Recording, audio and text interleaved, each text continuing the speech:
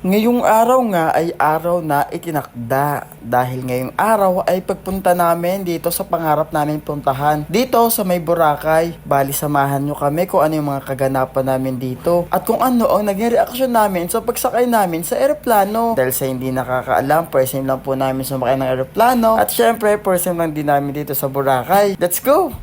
Gumising kami ng maaga dito kahit wala kami gaanong tulog. Dahil nga sobrang excited namin, hindi kami gaano nakatulog. Pero kahit maaga na kami nagising, muntik pa rin kami malate sa flight namin. Buti na lang dinaan kami ni Kuya dito sa may Skyway. At medyo mabilis siya magpatakbo, kaya tuwan-tuwa kami at nakaabot kami sa flight namin. Dahil sabi ng mga staff, last call na daw ng flight namin. Ngiti-ngiti lang kami dyan, pero kinakabahan na kami kung aabot pa kami sa flight namin o hindi na. Pero sa awa ng Diyos, umabot kami sa flight namin. Ganun pala talaga, no? Step by step lang para sumakses ka. Tapos ayun, nakakangiti na kami ng maayos dahil alam namin na umabot kami. Grabe, ganito pala yung feeling pag sasakay sa eroplano, lalo't wala ka pang experience at first time mo lang. Halo-halo ang nararamdaman, nag-iisip kung mahihilo ba, kung malulula ba, kung jetlag ba. Sobrang daming iniisip, pero ang alam lang namin, masaya kami dahil sa wakas, may experience na namin to.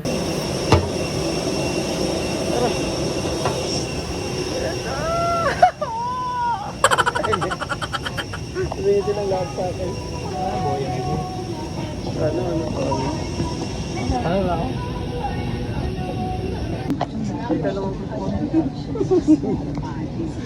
Oh my goodness. Grabe, para akong taong bundok yung nakasakay ako sa eroplano. Hindi ko lang talaga mapigilan ang emosyon ko. Tapos ako lang yung maingay dito. Pinagtitingin na lang ako ng mga tao Tapos feeling ko si Angge, kinahihiya na ako dahil ang ingay ko. Pagsakay pa namin dito ni Angge, umupo pa kami sa may window seat dahil nga hindi namin alam kung saan kami uupo. Yung pala may mga letter dito at number kung saan kami uupo. Malay ko ba? Sa bus kasi hindi naman ganyan, kahit saan umupo pwede.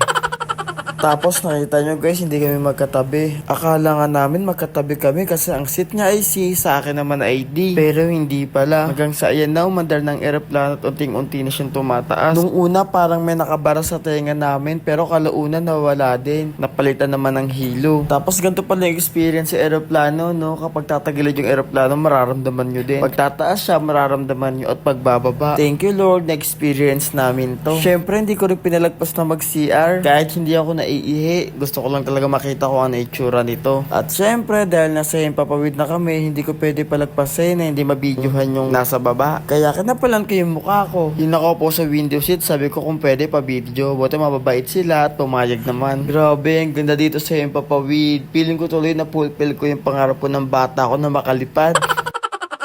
At di na rin nagtagal, nandito na agad kami sa Boracay. Grabe, nabitin nga kami sa Himpapawid kasi akalain mo ilang minuto lang nandito na agad. Iniisip kasi namin sa ibang bansa kami magta-travel Kaya parang nabitin kami. Bali pagkababa nga namin sa aeroplano, damiretso na agad kami sa pilahan ng tricycle para makasakay na agad at makapunta dito sa may Jetty Port. Kaya sa mga first timer na magta-travel sa isang lugar dyan, dapat i-search nyo muna o manood muna kayo ng mga vlog para kahit pa paano magka-idea kayo sa lugar. At syempre, dapat lagi nyo kasama si Magta Nong. Pagtapos, sumakay ng Grab, ng airplane, ng tricycle, ng barko, tricycle ulit. Sa wakas, we're here at the La Carmela, Boracay. Bali, nag-fill up lang sa Angge ng saglit dyan. Tapos after nun, hatid na kami ng stop ng La Carmela sa Boracay sa aming kwarto. And ito, ang aming kwarto for one night. Ang binuko talaga dito, guys, is 2 bed talaga. Pero dahil nga nalaman nila, at pala hindi namin sinabi na couple kami, di sana 2 bed yan. At syempre, ito yung CR, diba? Mabilis ang room tour na, wala ng wala nang maraming sinasabi na room tour ko agad kayo.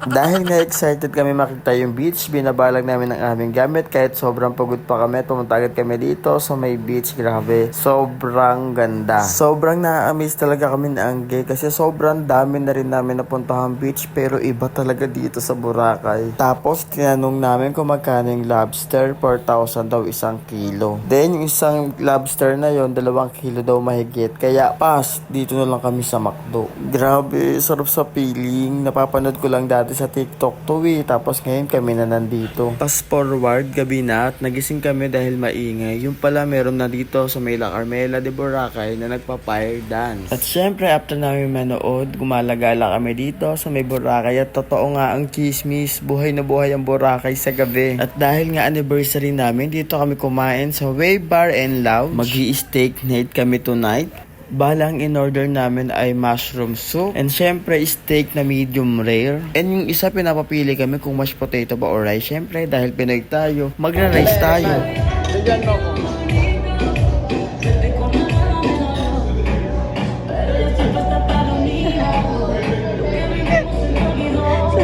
Oh, di ba? Minsan yung pagiging yaman-yamanan din talaga hindi nakakatuwa eh.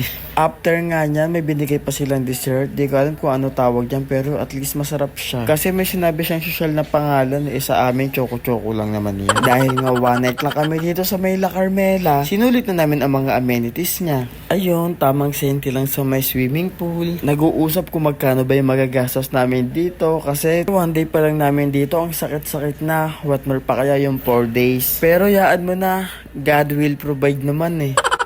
After nga namin maligo, ito na ang ginawa namin. Gano'n ka, oh. Go. Go.